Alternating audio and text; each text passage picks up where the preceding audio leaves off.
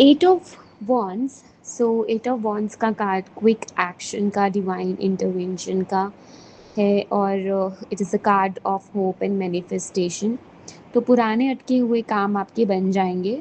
सो अगर हम देखें तो यहाँ पे कोई भी ह्यूमन फिगर नहीं है, तो डायरेक्टली बोला जा रहा है कि डिवाइन आप आपके काम को इंटरवेंशन कर रहा है, मतलब now divine is with you, ना the God is with you.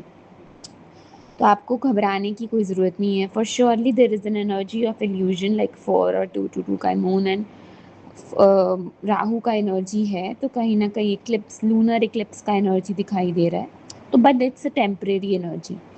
सो लग रहा होगा कि अभी एकदम इल्यूजन में हो, कुछ समझ नहीं आ रहा, but things are happening for your highest good and things are swiftly and softly happening for your highest good. तो ओल्ड विशेस जो आपने ली होंगी वो फुलफिल हो रही हैं। फिर अगर देखें तो ये क्लियर ब्लू स्काई है, कहीं ना कहीं तो क्लैरिटी और फ्रीडम की आपको एनर्जी, बिलीव, मतलब एक्सपीरियंस होएगी। फिर उसके बाद रिवर और लैंडस्केप कुछ दिखाई दे रहा है, तो कहीं ना कहीं रिवर दिखाता है full of emotion, creativity, life force, और लैंडस्केप में ग्रोथ और एबंडेंस है। तो डाउनवर्ड की तरफ अगर देखें तो वॉन्स आ रहे हैं। तो मतलब आपको मैनिफेस्ट तो आप कर रहे होगे बहुत सी चीज़ें, लेकिन आपको ग्राउंडेड होना है। ग्राउंडेड मतलब प्रैक्टिकल मैनिफेस्टेशन करनी है, उसकी तरफ स्टेप्स।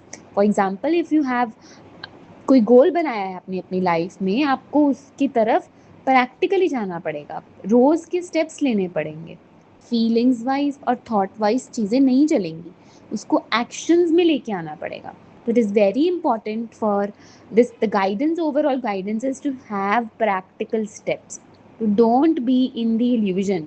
हवा में सोचते रहना, उसके बारे में डी ड्रीमिंग करना, ओवर थिंकिंग करना, इससे कुछ भी नहीं होगा। आपको एक गोल बनाया है, मैनिफेस्टेशन की है, तो उसकी तरफ प्रैक्टिकली चलना पड़ेगा।